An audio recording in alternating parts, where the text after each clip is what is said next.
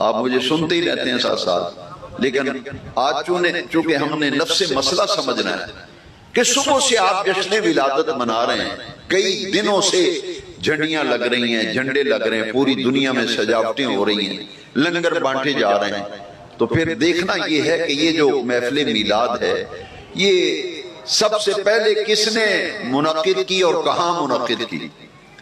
قرآن مجید میں اللہ رب العزت نے فرمایا وَإِذَا أَخَذَ اللَّهُ مِيثَاقَ النَّبِيِّينَ لَمَا آتَيْتُكُم مِّن كِتَابٍ وَحِكْمَةٍ۔ قرآن کی اس آیت سے پتہ چلا کہ عالم ارواح میں رب ذوالجلال نے تمام نبیوں کی روحوں کو جمع کیا۔ وہ تو بے نیاز رب ہے، اسے ضرورت نہیں جلسہ کر کے لوگوں کو بلا کے حضور کی شان بیان کی ہے، تو کیا وجہ ہے؟ محبوب کی عزت عظمت کو اجاگر کرنا مقصود ہے، نبیوں کو بلایا اور نبیوں کی ارواح کو جمع کر کے یہ جلسہ میلاد چوک میں منعقد ہو رہا ہے، میلاد کا آمد مصطفیٰ کا تذکرہ ہو رہا ہے۔ وہ محفل سجی تھی عالم ارواح میں اور تمام نبیوں کی روحوں کو جمع کر کے آمد مصطفیٰ کا ذکر بے نیاز رب نے خود فرمایا۔ میں آپ کا خادم حضور کی آمد کا ذکر کر رہا ہوں تو قرآن بتاتا ہے کہ آمد مصطفیٰ کا ذکر کس نے کیا؟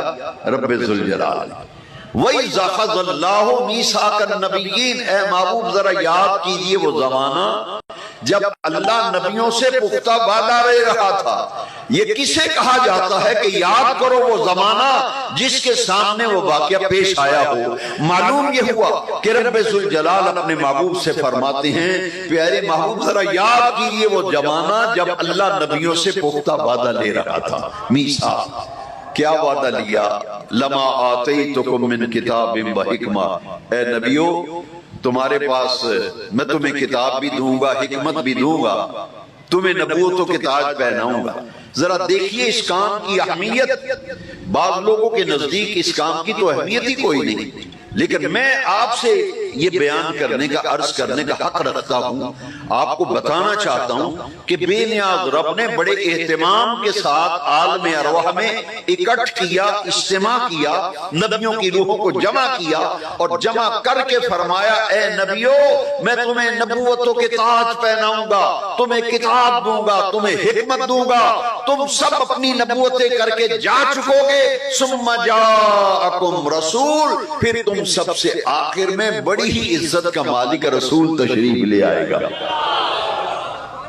ثم جاءکم رسول، اور جب وہ رسول آ جائے لَتُؤْمِنُنَّ بِهِ وَلَتَنْصُرُنَّهُ، میرے اس محبوب پر ایمان بھی لانا اور ان کی نصرت بھی کرنا۔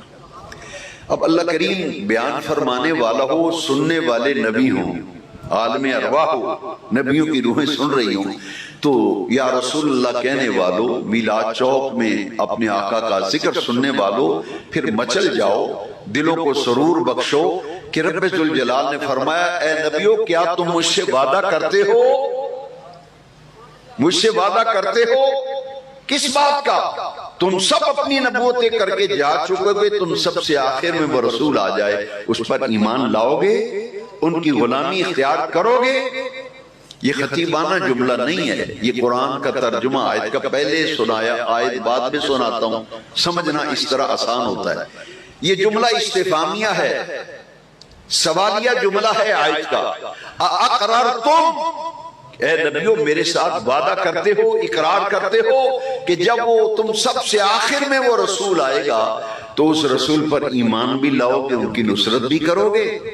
تو سب نبیوں نے یک زباں ہو کر کہا، قرآن ہے یہ، قالو جمع کا صیغہ ہے، یہ نہیں کہ آدم پہلے بولے موسیٰ علیہ السلام بعد میں بولے، نہیں، قرآن بتاتا ہے کہ سارے نبیوں نے یک زباں ہو کے کہا اقررنا، ہاں باری تعالیٰ ہم اقرار کرتے ہیں تیرے وہ محبوب رسول آئیں، ان پر ایمان بھی لائیں گے، ان کی نصرت بھی کریں گے۔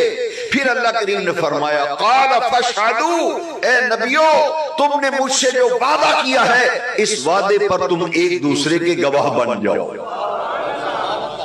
فاشہدوا امر کا صیغہ ہے، ایک دوسرے پر، بھئی جب سب سننے والے گواہ بن گئے کسی اور گواہی کی ضرورت نہیں تھی، لیکن قرآن کیا بتاتا ہے؟ قرآن نے فرمایا تم ایک دوسرے پر نبیوں گواہ بن جاؤ، وَأَنَا مَعَكُم مِّنَ الشَّاهِدِينَ، میں بھی تمہارے ساتھ گواہوں میں شریک ہوں۔ وَأَنَا مَعَكُم مِّنَ الشَّاهِدِينَ، میں بھی تمہارے ساتھ گواہوں میں شریک ہوں۔ تو یہ آمد مصطفیٰ کے ذکر کی محفل سب سے پہلے رب ذوالجلال نے منعقد کی، سجائی۔